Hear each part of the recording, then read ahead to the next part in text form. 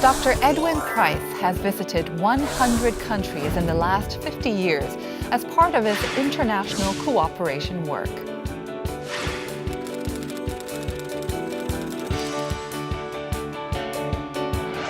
International cooperation refers to all the different ways countries work together to tackle international issues.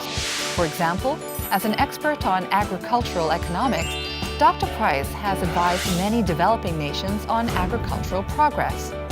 He is currently the director of the Conflict and Development Center at Texas A&M University. He also holds the first Howard G. Buffett Foundation Chair at the university.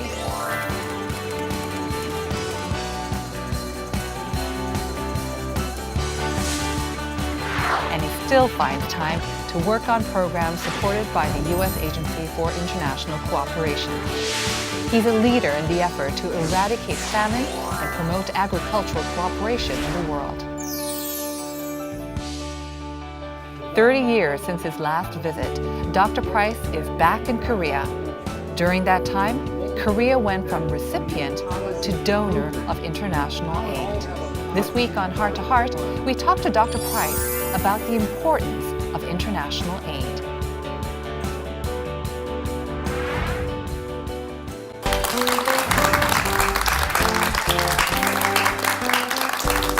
We'd like to welcome Dr. Edwin Price, the Howard G. Buffett Foundation Chair on Conflict and Development at Texas A&M University. Thank you so much for joining us, Dr. Price. So I understand this is not your first time in Korea, it's your second time, but it's been a while since your last visit. What brought you over to this time?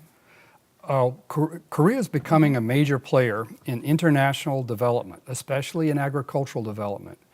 Korea has had a success itself economically and has a lot to teach other countries. It now has the resources to help other countries. And it's a good policy for Korea to be engaged in other countries. All those things have come together. We ourselves at Texas A&M and the Conflict and Development Center are also focused on feeding the world and reducing conflict. And we feel that a partnership with Korean institutions would be very valuable for us at this time. And as I just mentioned, this is not your first visit, but your first visit was 3 decades ago, 30 years ago. So it must have been very different when you touched down on Korean soil this time at Incheon instead of Gimpo. Yes. How did you feel when you looked around? Well, this is a big city, it's a modern country. It was much different than the fields and the villages that I traveled through before. But it's really wonderful to be here. I like Korea as it was, and I also like it the way it is today. I should mention that my first visit was actually a series of visits. I had students working here, so I paid several visits, one of which my family came with me. But then it was 30 years before I got back again. Why so long until the second visit? Good question. I wonder myself. We really enjoy Korea, and it was really that our interest after we left from Asia. I worked for 10 years in Asia, working on rice research. And during that period of time, I was focused on the poorest countries in the world, those that needed the most assistance. And that's still my job today. So it really wasn't necessary to visit Korea from the standpoint of giving assistance. I'm really coming now to get help, and that is to be partners in the work that we're doing in other countries. And of course, your specialty is agriculture. So when you saw, you must have seen a little bit of Korean agriculture today, and compared to 30 years ago, do you notice a lot of difference? Yes, the fields that I see today, well, first of all, there are a lot of buildings where the fields were, and but then also the diversity of crops is much more evident. A lot of horticultural crops, very good-looking crops. We're at the beginning, I think, of the rice planting time. They're nice, healthy crops out there now. But I guess the way that I see it more is in the markets, because I've been there, and in the restaurants, and the quality of the food, the variety of the food is really amazing. And I guess maybe the third piece of this is that I had a chance to visit RDA and visit with the scientists and see the work that they're doing. And that's a different world. There is a tremendous progress has been made in science, in agricultural science in Korea. And that's another reason why we're here. Okay. We'll talk a little bit more about why you're here specifically, but let's go back and begin with how you got started in this work, because I understand your major in university was actually not agriculture. You were majoring in physics, but then you went to the Peace Corps in Malaysia, and this is where you had a life-changing experience, and you changed your work and you changed your study and devoted yourself to this line of work for the remaining many, many years. So tell us exactly, what was it that changed your life? What was it, the experience? That's great. It's a good question. What happened was in 1960, John F. Kennedy was elected president, and at the time of his campaign, he spoke of forming a Peace Corps, a corps of young people who would work in other countries in their development. It captured my imagination right in the beginning. I was a freshman in college at that time, and when he was elected, I wrote immediately to the White House and I said, I gotta go. It took really 2 years before the organization got founded, and then another year before I was accepted for work in Sarawak, which was at that time a British colony. It was not yet a part of Malaysia. The people that I was sent to work with were the Dayak or the Iban, are wonderful people high in the jungles of Sarawak on the island of Borneo. My job was to form 4-H clubs. In fact, we formed the first 4-H clubs ever in that country. What's a 4-H club? 4-H is a youth organization devoted to agriculture. Korea has the 4-H clubs as well. The H's stand for head, heart, hands, and health. One dedicates oneself to the betterment of their community and their world through agriculture in the 4-H organization. That's what I was doing there with young Iban. It was the greatest time of my life. What specific change did you see in the people of Sarawak? I mean, what kind of role were you playing? Were you able to make a huge difference in the short amount of time that you were there? How long were you there for? 2 years. 2 years, so Yes. it's not a short And I worked with young people, and I like to feel that, that we did make changes in their lives. There are 2 or 3 parts to this. One of them is the knowledge that you impart. But I think very often what's more important is the hope that you impart. When you give people a vision of the rest of the world, that gives them ambition to do great things.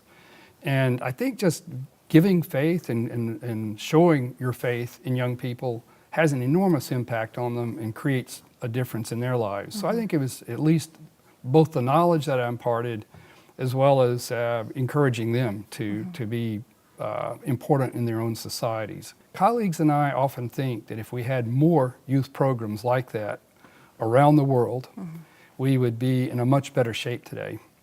Why are there not more? Is it a lack of interest among the youth, or just not enough funding? What do you think? I think it's 3 or 4 reasons. One of them is that, first of all, in traditional societies, in many societies, youth are not regarded as they're to be seen and not heard, and there's a kind of a class difference between the upper echelon in our society and the managers of our institutions and youth. So there's that gap, and it takes a while to get over that.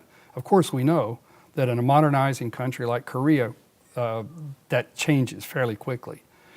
The other thing is, when a country is poor, everybody is hungry, and the people, and if a youth takes the job of an adult by being ambitious, that can be harmful for him, and it can be harmful for the adult. So there's often a kind of a trade unionism among adults that we can't share jobs with youth. So I think that's one of the reasons, a couple of the reasons why youth get left behind.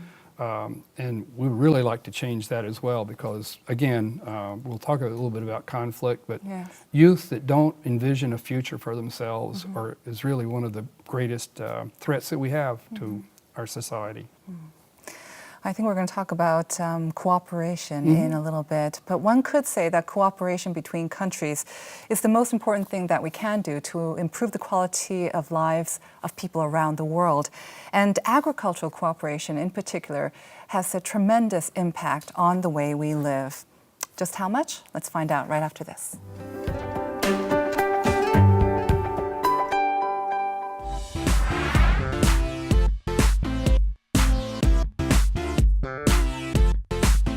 One of my biggest surprises in Korea has been the enormous number of coffee shops. I've never seen a place that has so many coffee shops. It's taking over Korea, yeah. But I think it's really wonderful because coffee are often grown in some of the poorest countries.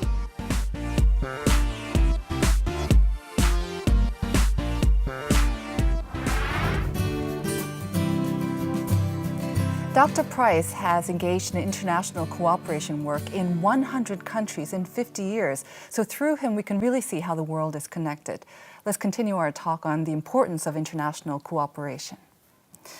The Howard G. Buffett Foundation's mission is to eradicate famine and poverty in the most marginalized regions of the world by promoting agricultural development.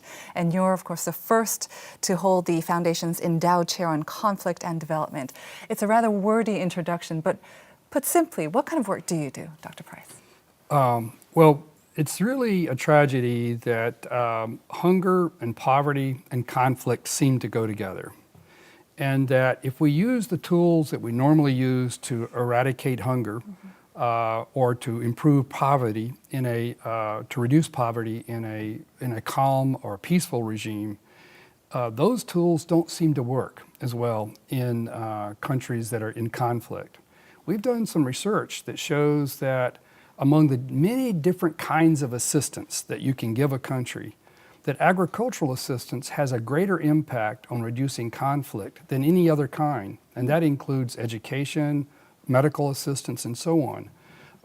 So we know that improving agriculture is one of the keys to reducing conflict. And Mr. Buffett believes that as well, and so we're engaged in that effort. I think most people, when we think of conflict, we think of differences in political ideals or even maybe religious, but hunger that's causing poverty, how widespread is that problem? It's very widespread. In fact, I think this is one of the things that really caused us to form our organization, is that it is true that most often when we think of conflict, we think it's a difference of political systems, or it's a difference of religion, or a difference of race or ethnicity. Right.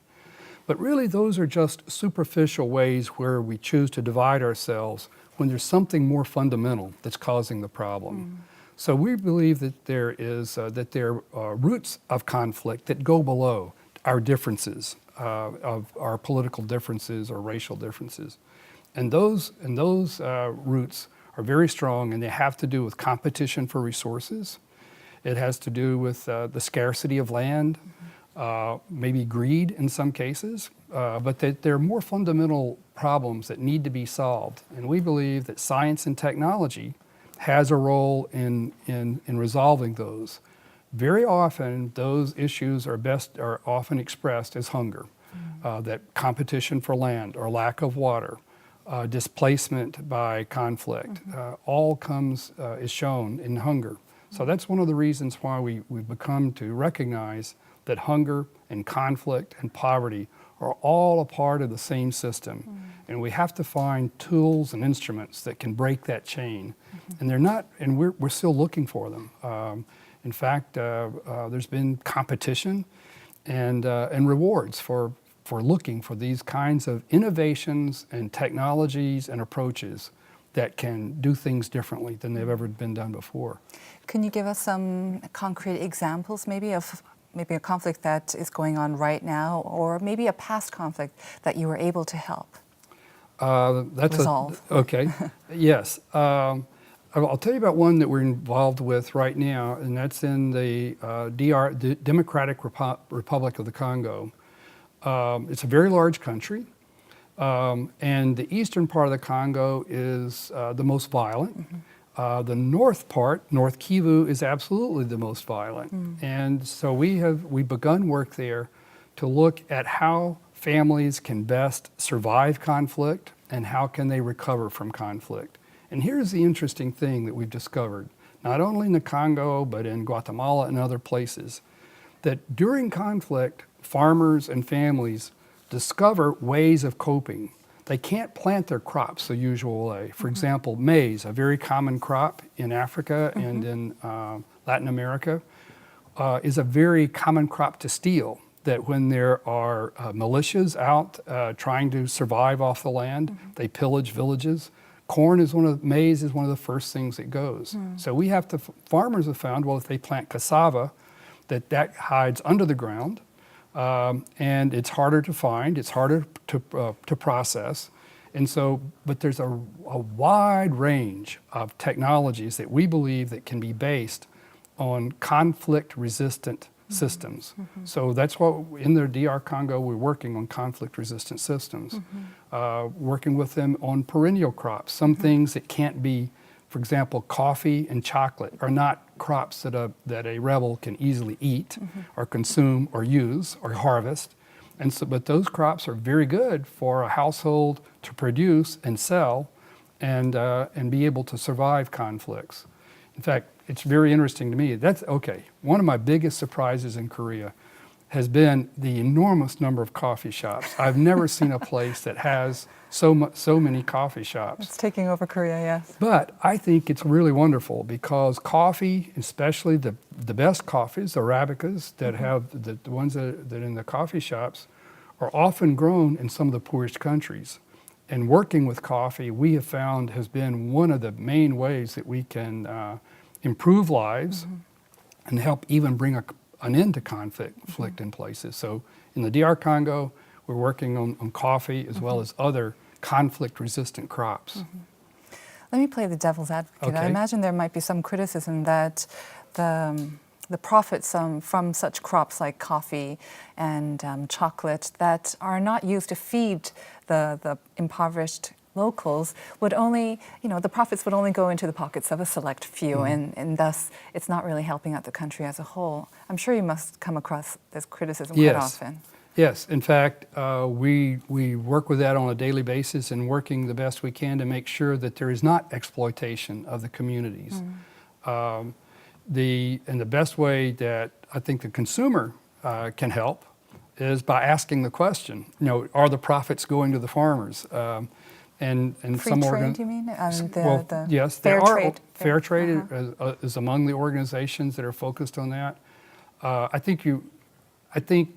not here to promote that necessarily, but I believe that by making people conscious of the fact that that we do hope that the specialty crops that are benefiting our consumer societies also benefit the producers of those. And the producers themselves can help with that. Their governments and they themselves, by forming cooperatives, can go a long way toward protecting themselves, to be honest. I don't think it doesn't necessarily all be on us to make sure that the profits go right. They can handle it. Do you also provide help with that? Yes. Help and how they can distribute the profits? That's right. And there are organizations that specifically are dedicated to that and show their books openly and say, look, here's the price of coffee or cacao. This is how much the producers are receiving. One of the areas, incidentally, that is a little bit sensitive in this area is organic production. We all want organic production. We think that that's the best there can be, but it's very difficult to practice the most strict forms of organic agriculture in a poor tropical country.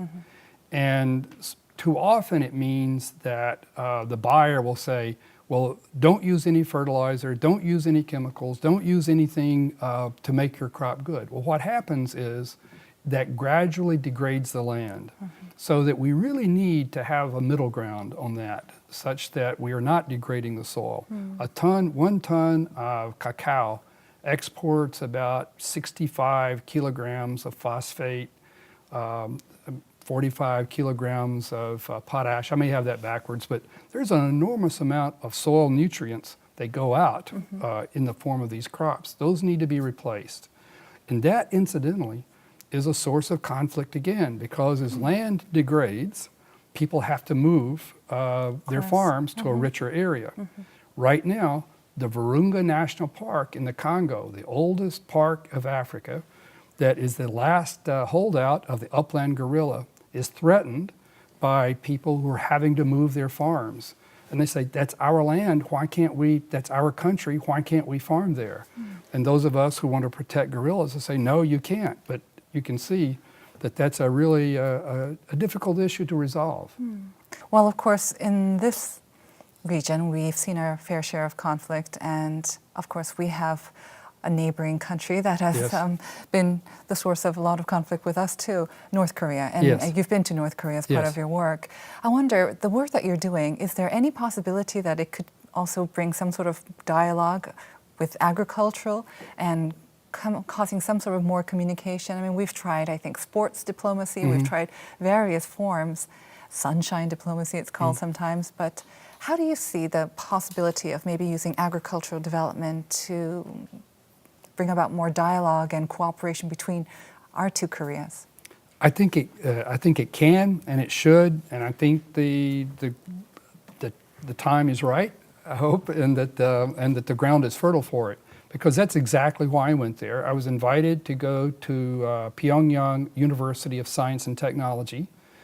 They have a College of Agriculture, and I had the chance to meet the students at that College of Agriculture and their faculty. And I'd have to say they're some of the brightest young people I've run into. I enjoyed very much our interaction with them, and I think they're a great hope for the future. I really respect what they're doing, their teachers and their administrators. So I think I'll say that that's an opening, and there are Koreans on the faculty of that university. In fact, the president is formerly of South Korea. How are the agricultural crops and the situation in North Korea? You must have seen it I have firsthand. to, no, actually, we didn't really have the time and the opportunity to travel widely. Okay. But what we know from news is that there's still a need to improve agriculture in the country. And so I'm hoping that these young scientists will play a role there. I know this isn't your area of expertise, but you mentioned how hunger, poverty, and conflict go together. And you would think in North Korea, which has had its serious problems with hunger and poverty, that it might give rise to some internal conflict. Could be off the record, but I wonder, how is it that North Korea is able to maintain the peace, it seems, and eliminate conflict within the country when there's so much hunger and poverty? I don't think we know, but I think I don't think we know how that can be maintained peacefully and humanely, because the French Revolution, the bread riots in the Middle East have, hunger typically does bring with it a degree of disorder and disruption in a country's political processes. So I'm sure the pressures must be there. Okay. Let's move on to international cooperation. Okay. We've talked a little bit about international cooperation, but Dr. Price, how would you define international cooperation? It's a very broad word, I think. And we all probably approach it differently. Okay. In the current case, we really feel that we regard Korea as an equal in our approach to international development, and that even the poor country that we might choose to work with, or the developing country that we might choose to work with, is an equal. And I think that we can all bring our different resources, different complementary resources to the table, and work that way. So I think international cooperation for me means each party bringing their strengths to the table, taking their own risks, bringing their own resources, and then finding ways that they can work in a complementary fashion toward a common goal, even jointly developing their programs and in jointly executing the projects with unified objectives. And in this case, I'll have to say, I read the principles of partnering of KOICA, the Korean organization, and that's what they say. And so I feel like we have a possibility of a good partnership there. So we can look forward to some more concrete projects for cooperating between the two centers. I think so. We both are we're not so idealistic to think that it's going to happen tomorrow. Okay. But I think that this will develop over a period of time and will be quite successful. Korea has a lot to bring to the table. The science, the scientists, and the goodwill, and the resources, the ability that Korea has now with its own resources to help others, I think is really wonderful. Well, as Dr. Price mentioned, one of the first visits that he made on this trip to Korea was to the RDA, the Rural Development Administration, where he delivered a special lecture. Let's take a look. In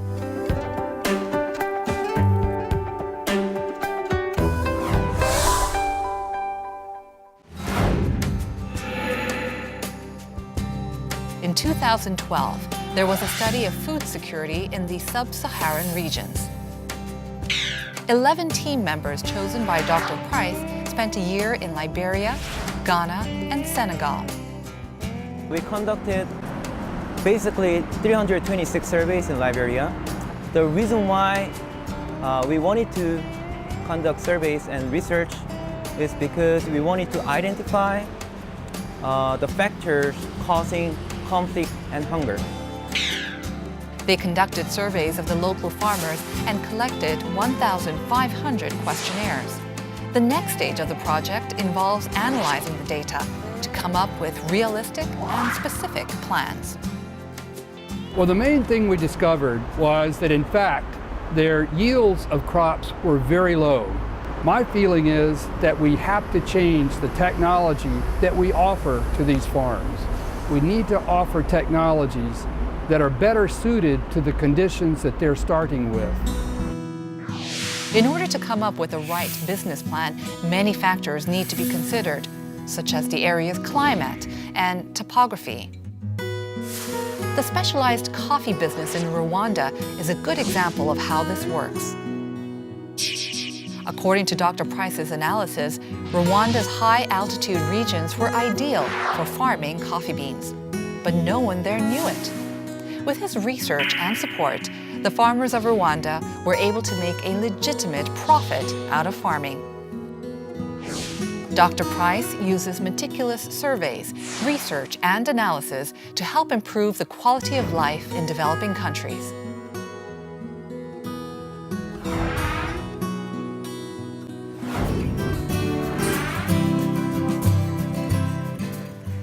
Dr. Price is back in Korea after 30 years, and I can only imagine how strange it must feel to be in a country that changes so rapidly.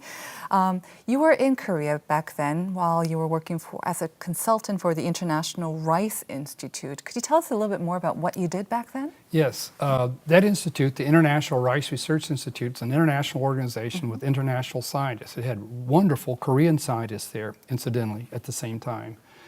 But our special job, our team, was to look at how rice technology relates to other things that a farmer does. That is, farmers grow not only rice, but they grow mung beans, cowpeas, sweet potatoes, radishes, many other things. And how you grow the rice can affect how you grow other crops. And in fact, you can develop rice technology that can help to increase the overall farm productivity. So our job was to look at rice-based cropping systems and seeing how we could improve or increase the number of crops grown in a year based upon the rice technology itself. So it was really very exciting work. We had cooperators here in Korea, and I had 2 Korean graduate students working with me at the International Rice Research Institute. Right. And you mentioned before how drastically Korea has changed in the 30 years that you were last here. And I think Korea is the only country in the world that's gone from a recipient of international aid to now a donor. So it's a very unique case. How much do you think agriculture played a part in that role? Or if it wasn't agriculture, what allowed Korea to become this sort of model case of international aid? Well, you know, it's interesting. As a student, I studied international development, and U.S. textbooks will tell you that Korea is a model case of foreign assistance. So that is, the U.S. takes a little bit of credit for this through foreign assistance programs. But I think that honestly, it was really the Korean people themselves and their commitment to education, their hard work, their commitment to science, that's made the difference. And it's not only the science of agriculture, but your engineering sciences, mathematical sciences, chemical sciences, that right across the board, Korea has achieved in many different industries. And I think it's the hard work, dedication of Koreans. And while I'm quite happy to say that foreign assistance did the job, and then maybe encourage Korea to give foreign assistance, I still think we all know that it's the will and the resources and the energy of the people that make the difference. And as you probably saw in the markets, we have so many variety of goods, not only from Korea, but now we're importing so many different agricultural goods from overseas as well. So actually, in preparing for this interview, I was quite surprised to find out that Korea's food self-sufficiency rate is quite low. I hear it's only about a quarter of other developed countries. Is that something that we should be worried about? I mean, I had no idea. I thought, because we have plenty to eat and we think we're able to accommodate also imports from other countries, and yet the self-sufficiency rate seems low. What does that mean? I think it would not be something to worry about it, but it's definitely something to work on. Okay. The problem is not in the quality of the technology or the quality of the science that Korea has. Korea's yields, productivity of the land is quite comparable to other developed countries. But we can all improve. I'll say that as well. I mean, not only in Korea, but the U.S. We must all continually to push the envelope on our usual ways of producing the usual crops that we produce and the current technologies. But I think there are also revolutionary things that we need to be thinking about, and especially Korea as well, and that is new foods, breakthroughs in algae technology to create foods from algae. I saw here also at RDA a plant factory where they're growing plants entirely within a building. Now that doesn't pay for itself right now, but those are the kinds of technologies that I think are going to come into play in Korea, in the Middle East, and in the U.S. eventually when we become more constrained with our resources. I think the third thing about this is that Korea can feed itself, of course, through the markets, that by being so productive as you are in manufacturing in other areas, that enables you to feed yourself from other countries, and therefore what you do in other countries to improve their agriculture is really food in the mouths of Koreans, because you need those countries that are nearby or even far away in Africa to be self-sufficient and even to be exporting food, so that we can all do what we do best and then use the resources that we have best. So I think all of those are answers to Korea's food supply.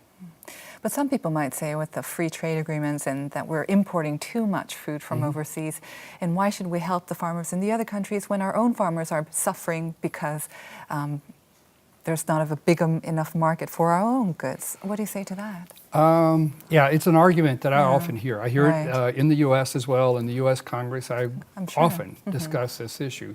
One of the interesting things is that when you help a poor country improve its food production, typically what happens is that their incomes rise, and the agriculture creates other jobs in the economy that demands food. So as a result of helping agriculture in a poor country, the end result is they actually buy more from you, not less. So it's really a contrary thought that actually assisting people to produce more food actually increases their demand because of the jobs created from a healthy agricultural sector. In my view, it's all in our own interest to be assisting developing countries to improve their economies. It's not the damage they'll do to us. They will be our trading partners and be feeding us in the future. So it's we need to take a more long-term view and think of the cycle, the virtuous cycle that will be created through such international cooperation, I imagine. Exactly. Well, in the past 50 years, Dr. Price has carried out international cooperation projects in 100 countries, but he can still be profoundly affected by the work he does. For example, ConDev recently conducted a study in sub-Saharan countries, and we found out more about the project.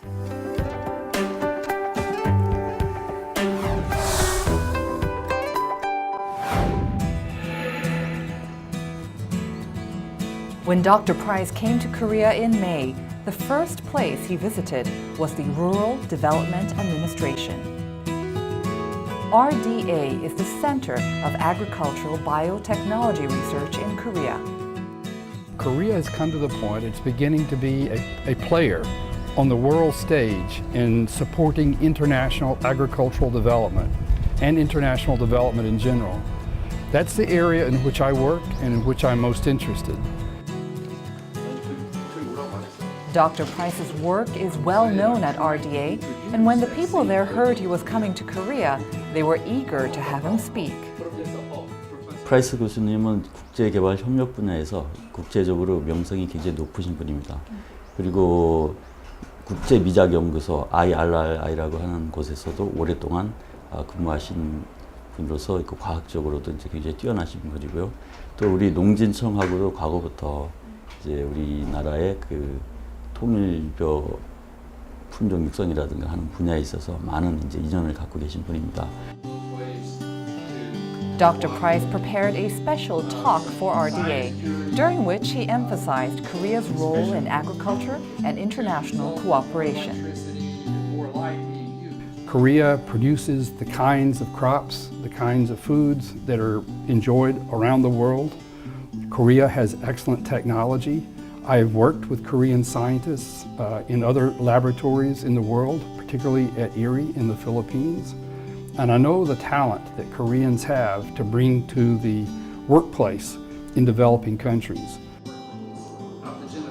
Dr. Price believes that agriculture is the key to breaking the cycle of poverty, famine, and war that plagues developing nations. His ideas inspired many of the researchers in the audience. 가난한 나라의 빈곤 문제나 갈등 문제 해결에 있어서 농업 기술뿐만이 아니라 그런 사회 경제적 관점에서도 이렇게 접근하시는데 종합적인 관점으로 접근하신 것이 감명이 깊었습니다. According to Dr. Price, agricultural genetic resources are the only way to solve the shortage of food around the world. So he was especially interested in the RDA Gene Bank Center.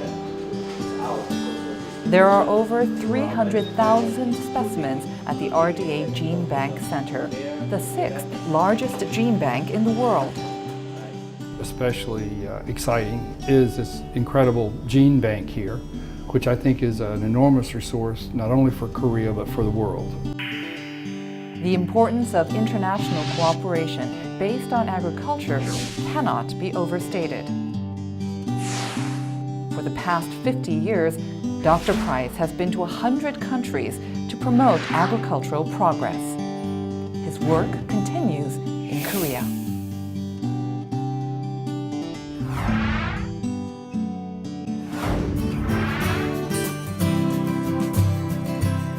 My guest today is Dr. Edwin Price, Director of the Conflict and Development Center at Texas A&M University. Dr. Price, you've traveled to many countries, over 100 I hear, and one of the most interesting projects that I've read about is the coffee business in Rwanda, which is right next to the war-torn Democratic Republic of Congo that you mentioned.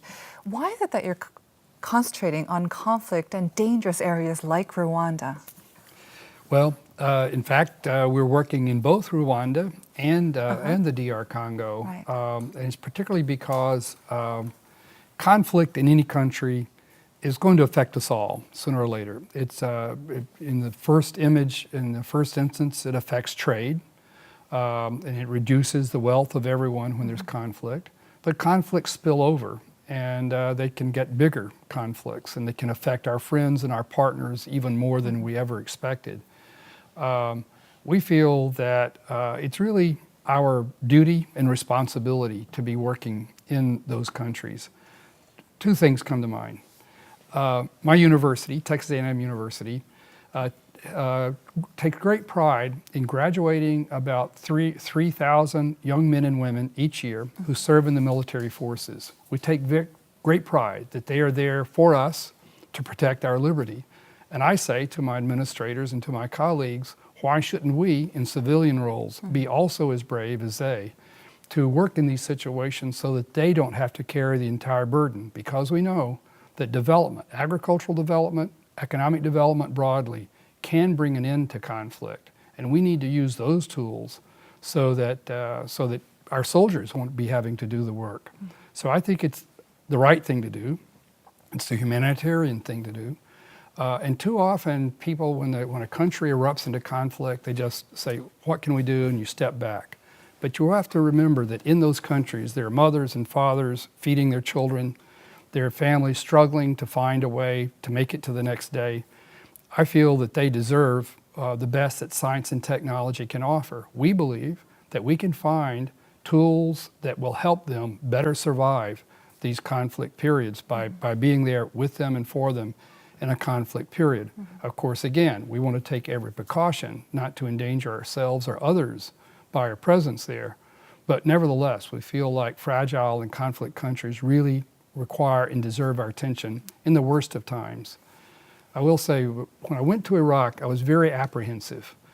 And the commander who invited me, he said, "Don't worry, you'll do a good job. Don't worry about it." And I said, "How will I know I've done a good job?" And he said, "You will see it in the eyes of the people." And that was very interesting to me, that I feel that very often the product that we take, as we've said, is not only the learning that we may take to a place or the technology we may take to a place, but it's also being there as a friend and tell them, we believe in you, we're your friend, we know where you are, and therefore, and give them courage to move forward. It's sort of like meeting a homeless person on the street, and you ask, what should you do? Should you turn your back and walk the other way and not speak? Should you give them money always? Or what? And I think this is the thing, that countries and communities are like people. You shouldn't turn your back on them when they're in trouble. You need to recognize them as worthy citizens of the world. Their communities belong, and therefore we need to recognize them and be their partners, however we can, during the periods of conflict. And we believe, using science and technology to do that. That's a great answer. I can only imagine how difficult it is. I mean, you enter at the thick of things. You went to Iraq when the Iraq War was already going on. Rwanda too, I imagine you went in before the conflict, after the conflict erupted. So not only are there physical dangers, but also difficulties in just getting meetings set up when there's conflict. I imagine it's difficult to find people to talk to, let alone teach them about what you do need to teach them. How are you able to do that? I can't imagine how difficult. And I don't want to overemphasize always being in a hot conflict. I would say probably maybe 10% of the time we're really in a hot conflict where there are weapons being used. But even then, people want to talk. They're there to survive. They want to be available. And we found that you can work in 2 or 3 ways. One of them is if you're associate yourself closely with the people of the communities, and if they know that your heart is good and what you're there for, they can often provide you the way of working there. We had a team, a husband and wife team, who worked in Afghanistan for 5 years. They never rode in a vehicle with a weapon. They never carried weapons themselves. They never had guards around them. And yet, through a network, they were able to travel under the radar around the country by knowing who their friends were and being guided around the country.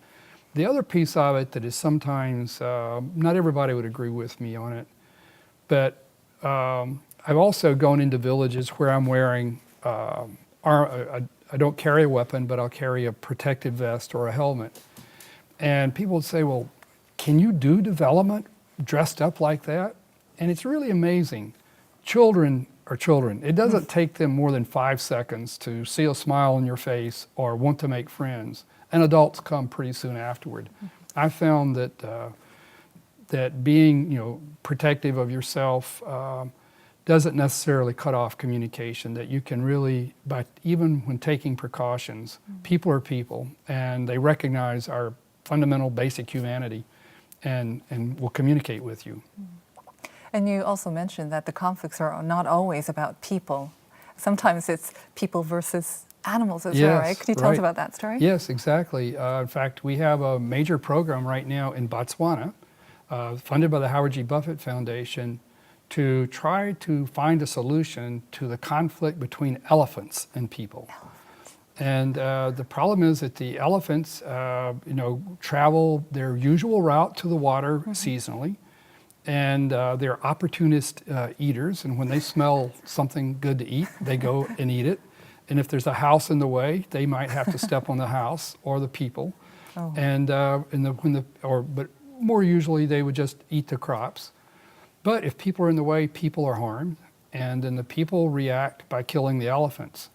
So here, we're looking at, again, agricultural technologies that can help these communities survive elephants, grow things that elephants don't like. For example, elephants don't like chili peppers. And so by crushing chili peppers and making that aroma widely dispersed around crops and around houses will prevent the elephants. We've got to become efficient at that. But we also think there's some other choices too. And that's by finding ways to grow crops at the time of the year when the elephants aren't coming. So we're looking at crop varieties and other crops that are resistant to elephant damage. That's really interesting. Wow.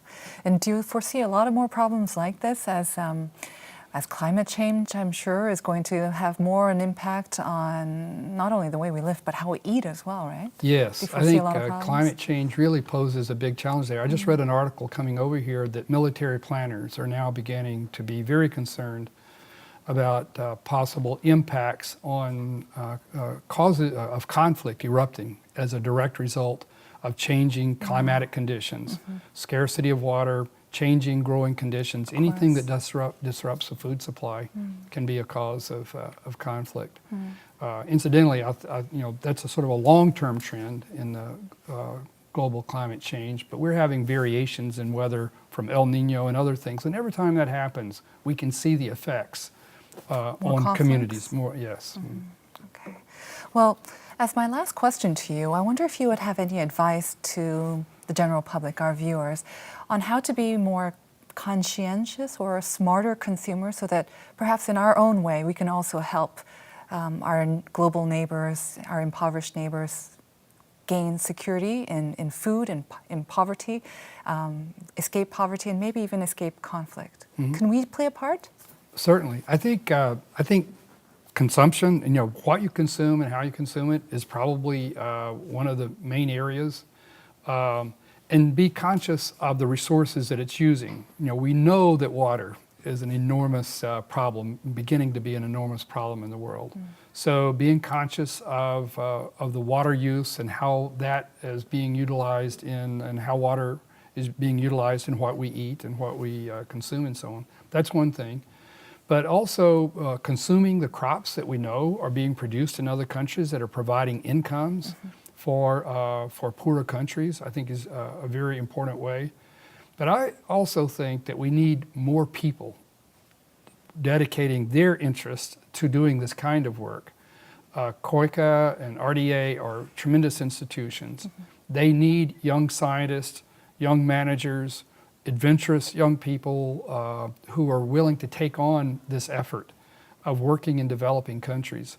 And so I think that mothers and fathers and grandfathers and schools need to be conscious of the fact that there is an exciting science out there.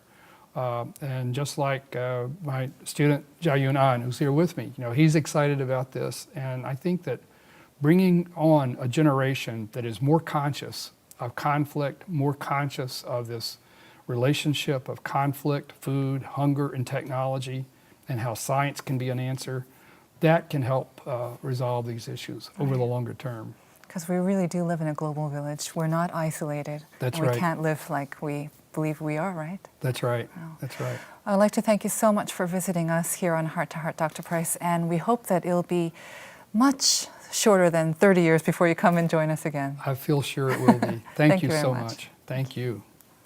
And that was our conversation with Dr. Edwin Price, Director of the Conflict and Development Center at Texas A&M. You can watch a repeat of our interview on our homepage, arirangtv.com. Thanks so much for joining us. See you next time. Bye-bye. Thank you very much.